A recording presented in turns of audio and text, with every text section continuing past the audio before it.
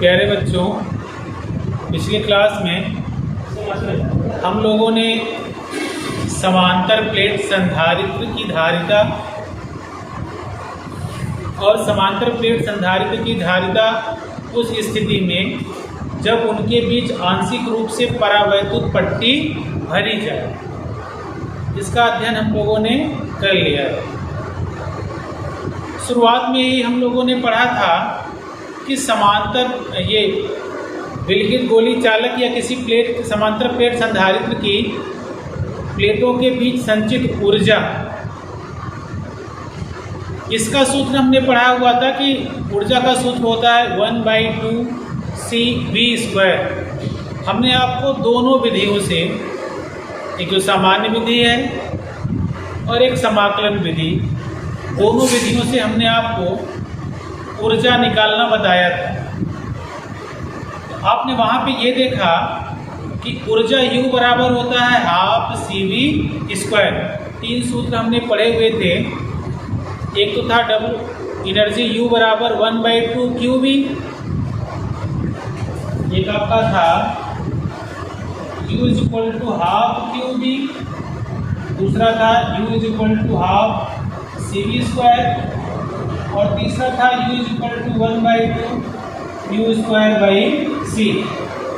ये तीनों ही ऊर्जा निकालने के सूत्र हैं। अगला टॉपिक आपका है ऊर्जा घनत्व।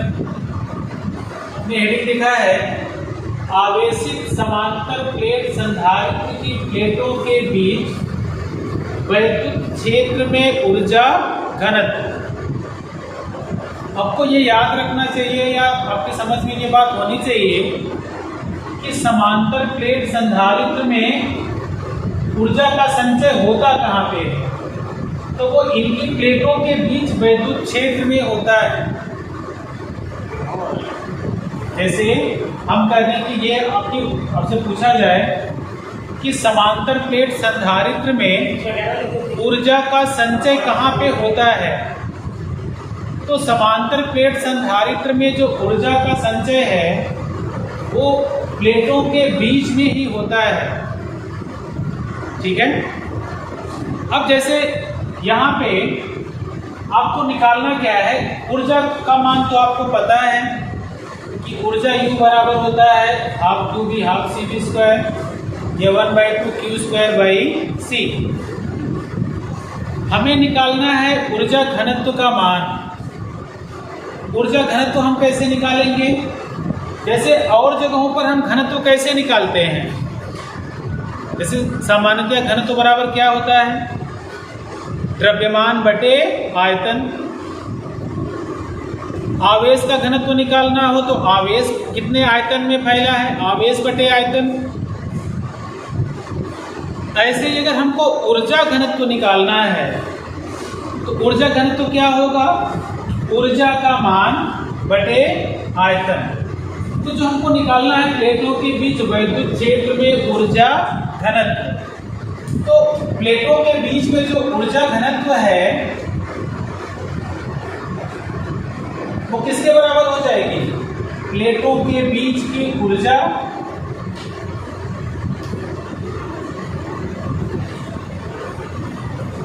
बटे प्लेटों के बीच का आयतन।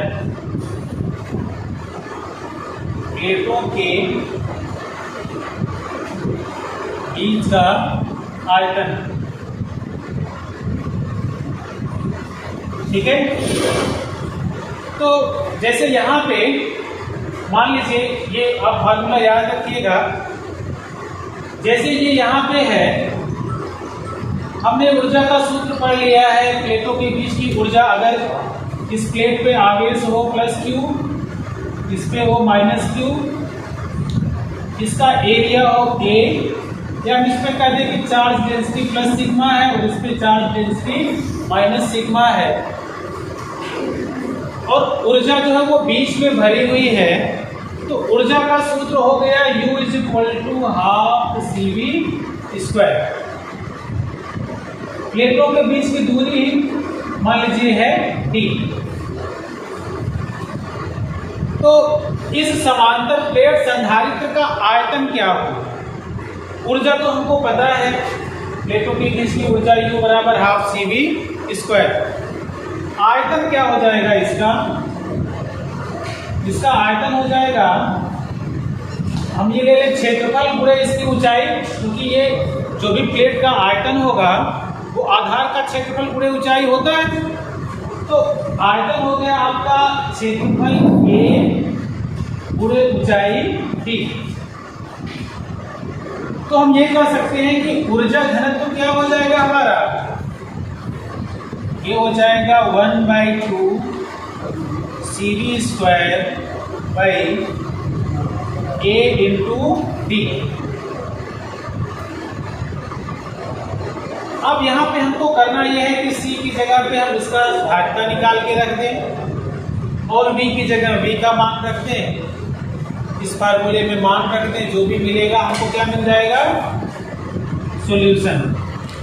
अब देखिए समांतर प्लेट की संधारित्र की धारिता अगर ये निर्वात में है तो C बराबर होता है ε0A/D। ठीक है।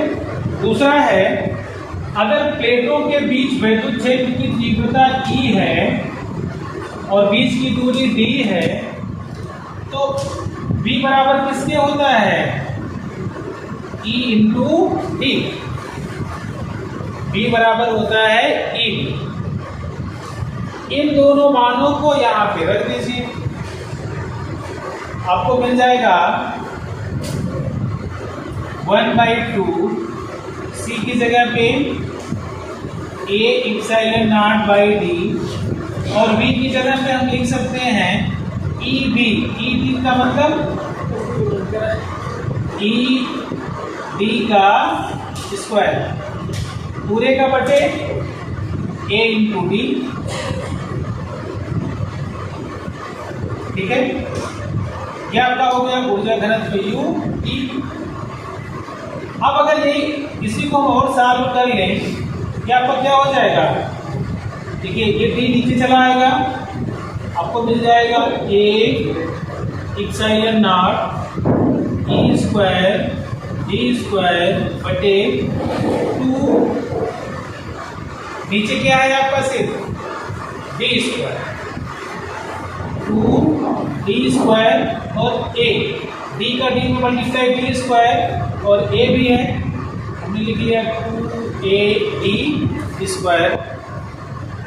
A से आपका A कैंसिल हो गया और D² से D², तो आपको मिल गया ऊर्जा घनत्व UE बराबर 1/2 ε0E²। ये आपका हो जाता है समांतर प्लेट संधारित्र की प्लेटों के बीच ऊर्जा घनत्व 1/2 ε0E²। अब जो दूसरा टॉपिक आपका है वो है समांतर प्लेट संधारित्र की प्लेटों के बीच बल। आवेशित समांतर प्लेट, ये तो आपका ऊर्जा था, ऊर्जा घनत्व निकालना था। ऊर्जा घनत्व आपने पा लिया UE बराबर है 1/2 ε0E²। नेक्स्ट टॉपिक आपका है कि समांतर प्लेट संधारित्र की प्लेटों के बीच वैद्युत बल।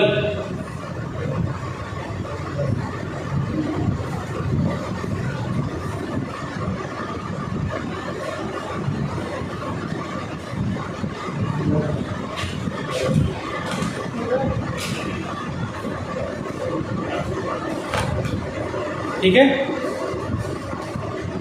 के बीच वैद्युत बल। इसमें देखिए जो वैद्युत बल निकालने के लिए अब कई तरीके हैं, अलग अलग किताबों में अलग तरह का डेरिवेशन है, लेकिन जो सबसे सरल है वो इस तरह से आप कर सकते हो। पहले तो ये आपके दिमाग में बात आनी चाहिए, एक प्लेट धनावेशित है और दूसरी प्लेट ऋण आवेशित है। आपने शुरुआत में ये पढ़ा हुआ है कि धन आवेश और ऋण आवेश एक दूसरे को आकर्षित करेंगे और अगर एक प्लेट धनावेशित है और दूसरी ऋण आवेशित, तो इसका मतलब ये हुआ कि धन प्लेट ऋण प्लेट को अपनी ओर आकर्षित करेगा। ठीक है। अब अगर धन प्लेट ऋण प्लेट को अपनी ओर आकर्षित करेगा तो आकर्षण बल ही लगा। तो इस बल का मान क्या होगा? तो बल का मान निकालने के लिए हम कार्य की सहायता से भी निकाल सकते हैं। जैसे हमने ये पढ़ा हुआ है कि इस प्लेटों के बीच जो कार्य है W वो किसके बराबर है? 1/2 Q × V, हाफ QB के बराबर है। और हम ये जानते हैं कि बल किसके बराबर होता है? F × D। अगर इनके बीच लगने वाला वैद्युत बल F हो और बीच की डिस्टेंस D हो, मान लीजिए ये हमने इसको डिटेच किया हुआ है, इनको रोके रखने के लिए इतने बल की आवश्यकता है F। F × D बल के इक्वल हुआ। ठीक है। तो यहां से हम ये लिख सकते हैं कि F × D किसके बराबर हो गया? RQV। और अगर यहाँ पे प्लेटों के बीच वैद्युत क्षेत्र की तीव्रता E हो तो V बराबर किसके होता है? E × D। अभी हमने आपको इसके पहले भी बताया है कि विभव V किसके बराबर होगा? वैद्युत क्षेत्र की तीव्रता गुणे प्लेटों के बीच की दूरी। तो यहाँ पे हम V की जगह पे क्या लिख सकते हैं? E × D। तो ये आपका हो जाएगा F × D = 1/2 Q E के V के स्थान पे E × D। D से D आपका हो जाएगा कैंसिल। आपको मिल गया F = 1/2 Q × E। ये आपका हो जाता है समांतर प्लेट संधारित्र की प्लेटों के बीच लगने वाला वैद्युत बल। ठीक है। अब आपको कुछ चीजें जो न्यूमेरिकल जब आप सॉल्व करते हो तो कुछ बातें आपको ध्यान में रखनी चाहिए। जैसे आपको दो बातें बताई जाती हैं। एक तो ये है कि हम समांतर प्लेट संधारित्र या किसी तरह का संधारित्र हो, संधारित्र को चार्ज करके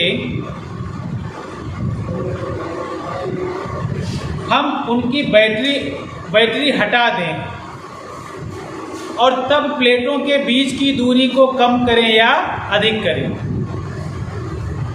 और दूसरा ये है कि संधारित्र को बैटरी से पूरा चार्ज करके बैटरी को जोड़े रखें एक में, और दूसरा स्थिति क्या है? बैटरी को हटा दें, तब प्लेटों के बीच की दूरी को आगे पीछे करें। ठीक है। यानी कि संधारित्र को हम बैटरी से चार्ज कर दें, एक स्थिति में हम बैटरी जुड़ा हुआ हो तब प्लेटों को आगे पीछे खिसकाएं, दूसरा बैटरी को हटा दें तब प्लेटों को आगे पीछे खिसकाएं। तो क्या प्रभाव पड़ेगा? तो ये याद रखिएगा, अगर बैटरी जुड़ी हुई है तो प्लेटों के बीच विभव नियत रहेगा, और अगर प्लेट आपने बैटरी हटा दी है तो प्लेटों के बीच आवेश नियत रहेगा। जो भी आप गणना करिएगा इन दोनों बातों को ध्यान में रख के करिएगा। प्लेट जुड़ा है, बैटरी जुड़ी हुई है, तो प्लेटों को आगे पीछे करने से प्लेटों के बीच विभवांतर नियत रहेगा, और अगर बैटरी आपने हटा दी है तब प्लेटों को आगे पीछे करेंगे तो आवेश नियत रहेगा। और फिर हम इसी के आधार पर सारे प्रश्नों को हल करते हैं। ठीक है। अब इसी क्रम में आपका जो नेक्स्ट टॉपिक है वो आपका है संधारित्रों का संयोजन। संधारित्रों के संयोजन की दो विधियां हैं। एक आपका है श्रेणी क्रम संयोजन और दूसरा आपका है समांतर क्रम संयोजन। आइए पहले हम देखते हैं श्रेणी क्रम संयोजन।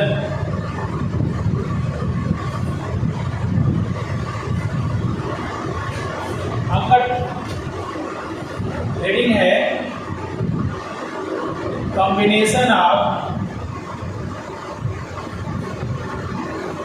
कैपेसिटर। दो हैं। पहला आपका है series order combination,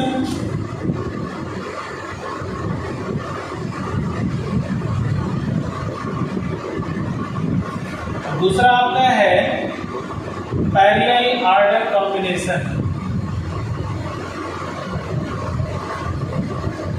parallel order combination. तो चलिए पहले हम सीरीज ऑर्डर कॉम्बिनेशन, वैसे आपने श्रेणी क्रम और समांतर क्रम, इसको हम बोलते हैं श्रेणी क्रम और इसको बोलते हैं समांतर क्रम संयोजन। आपने 10th में प्रतिरोधों का संयोजन पढ़ा हुआ है। प्रतिरोधों के संयोजन में आपने कैसे पढ़ा था? वहां पे एक प्रतिरोध है, पहला प्रतिरोध जहां पे खत्म हो वहीं से दूसरा प्रतिरोध शुरू हो जाए, दूसरा जहां पे खत्म हो वहां से तीसरा शुरू हो जाए। तो प्रतिरोधों के इस प्रकार के संयोजन को हम कहते हैं श्रेणी क्रम संयोजन। ठीक इसी तरह से यहां पर भी है संधारित्रों का संयोजन में। संधारित्र में दो प्लेटें होंगी। पहले हम डिस्कस करते हैं यही संधारित्रों का श्रेणी क्रम संयोजन। मान लीजिए आपके पास कई संधारित्र दिए हुए हैं और आप संधारित्रों को इस प्रकार जोड़ें। ये पहले संधारित्र का दूसरा प्लेट दूसरे संधारित्र के पहले प्लेट से, दूसरे संधारित्र का दूसरा प्लेट तीसरे संधारित्र के पहले प्लेट से, तीसरे का दूसरा चौथे के पहले से, ऐसे ही जुड़ते हुए चले जाएं। तो इस प्रकार का जो संयोजन होगा वो हमारा कहलाता है श्रेणी क्रम संयोजन। इसको हम इंड ऑन पोजीशन भी बोलते हैं। इंड ऑन पोजीशन का क्या अर्थ है? एक का जहां पे इंड हो दूसरा वहीं से ऑन हो जाए, यानी स्टार्ट हो जाए। पहले का एंड दूसरे का ऑन, दूसरे का एंड तीसरा ऑन, तीसरे का, ठीक है। तो श्रेणी क्रम संयोजन में सभी संधारित्र इस प्रकार यदि जुड़े हुए हों कि पहले का दूसरा प्लेट दूसरे के पहले से, दूसरे का दूसरा तीसरे के पहले से, तो इस प्रकार के संयोजन को श्रेणी क्रम संयोजन कहते हैं। फिर आपको मिलता है कि श्रेणी क्रम संयोजन की तुल्य धारिता क्या हो। तो मान लीजिए कि आपके पास कई संधारित्र हैं, ठीक है, और आपने सबको जोड़ दिया, तो इनकी तुल्य धारिता क्या होगी? मान लीजिए कि आपके पास 3 संधारित्र हैं। ये आपका है C1, ये आपका है C2 और ये आपका है C3। तीनों संधारित्रों को हमने एक 20 वोल्ट की बैटरी से जोड़ दिया, ठीक है। आपको निकालना क्या है? तुल्य धारिता, इसको बोलते हैं इक्विवेलेंस कैपेसिटेंस।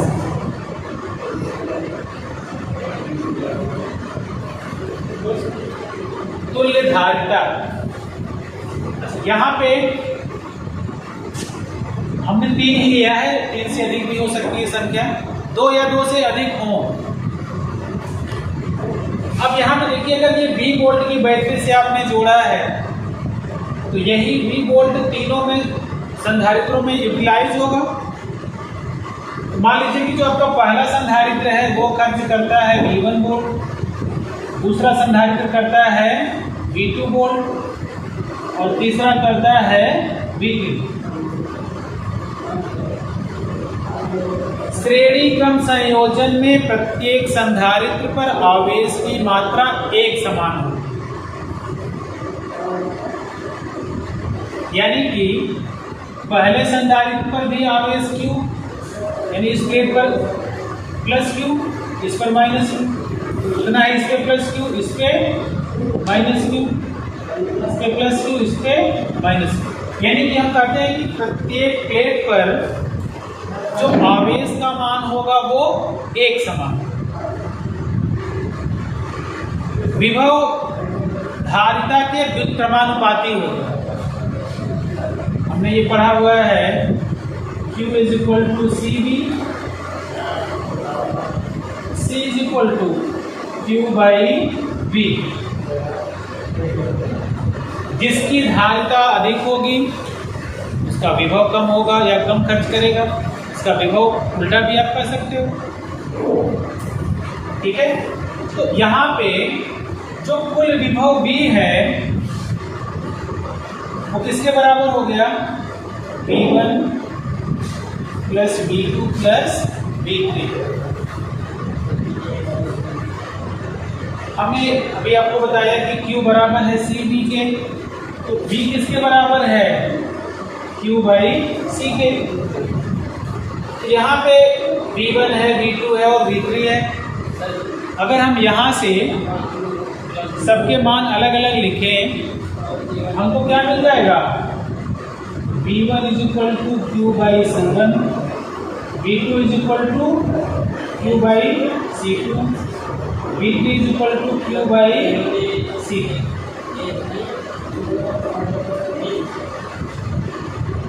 ठीक है, तो यहाँ पे देखो बेटा, सबका अगर हम मान रख दें, यहाँ पे हमको मिल गया Q by C1 plus Q by C2 plus Q by C3। यहाँ पे Q कॉमन ले लीजिए, क्या बचेगा? 1 by C1 plus 1 by C2 plus 1 by C3। Q को अगर हम इधर ट्रांसपोज कर दें तो ये हमारा हो जाएगा V by Q is equal to 1 by C1 plus 1 by C2 plus 1 by C3। वहां पे आप ध्यान से देखें कि C बराबर है Q बाई V के, और यहाँ क्या है? V by Q। तो V बाई Q किसके बराबर? अगर हम इसी को इन्वर्ट कर दें, 1 by C is equal to V by Q। अगर इन तीनों को मिलाकर इनकी तुल्य धारिता हो C, यानी इक्विवेलेंट कैपेसिटेंस हो इन तीनों की C, तो V बाई Q किसके इक्वल हो जाएगा? 1 बाई C। लिख लीजिएगा यहाँ पे, यदि तुल्य धारिता C हो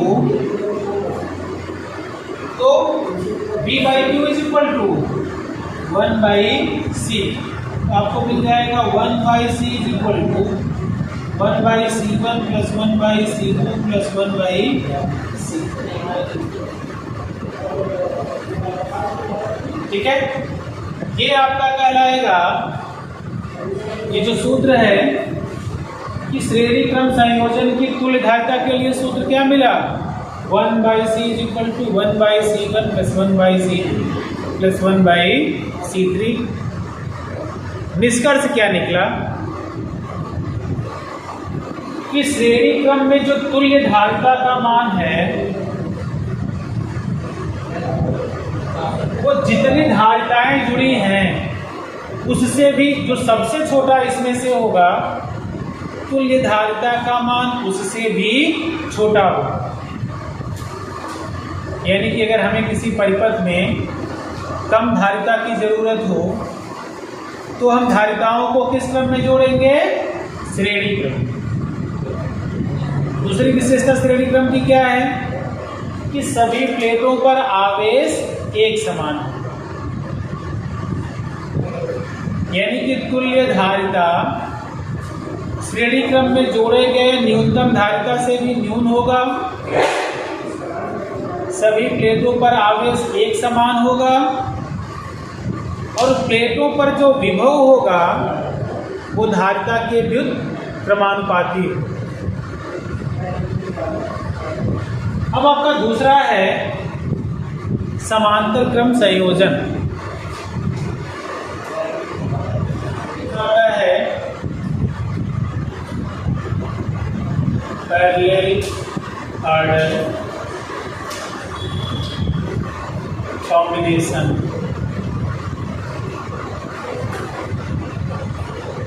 समांतर क्रम संयोजन में हमने क्या पढ़ा हुआ है? प्रतिरोधों के लिए यदि सभी प्रतिरोधों के एक सिरे एक बिंदु से व दूसरे सिरे दूसरे बिंदु से जुड़े हों, ठीक उसी तरह से संधारित्र के लिए भी हम पढ़ते हैं कि सभी संधारित्रों के एक प्लेट एक बिंदु से और दूसरे प्लेट किसी दूसरे बिंदु से जुड़े हों तो संधारित्रों के इस प्रकार के संयोजन को समांतर क्रम संयोजन कहते हैं। तो मान लीजिए यहाँ पर भी तीन संधारित्र अगर हम ले लें, मान लीजिए कि आपके पास तीन संधारित्र हैं C1, C2 और C3 और ये इस प्रकार जुड़े हुए हैं कि सभी संधारित्रों के एक प्लेट मान लीजिए कि इस बिंदु से जुड़े हुए हैं और दूसरे प्लेट किसी दूसरे बिंदु से जुड़े हैं। जैसे ये आपका हो गया धन सिरा और ये हो गया ऋण सिरा। इसकी धारिता है C1, इसकी है C2 और इसकी धारिता है C3। आपने इस समायोजन को एक 20 वोल्ट की बैटरी से जोड़ दिया। ठीक है, यहाँ पे अब देखिए सभी प्लेटों के सभी संधारित्रों के एक प्लेट एक बिंदु से और दूसरे प्लेट किसी दूसरे बिंदु से, यानी ये धन टर्मिनल से जुड़ा हुआ है और ये ऋण टर्मिनल से जुड़े हुए हैं। तो ये संयोजन हमारा क्या कहलाया? समांतर क्रम संयोजन। अब इसमें सभी प्लेटों के बीच अगर विभवांतर, चूंकि ये समांतर क्रम में है तो सभी पर विभव एक समान होगा V।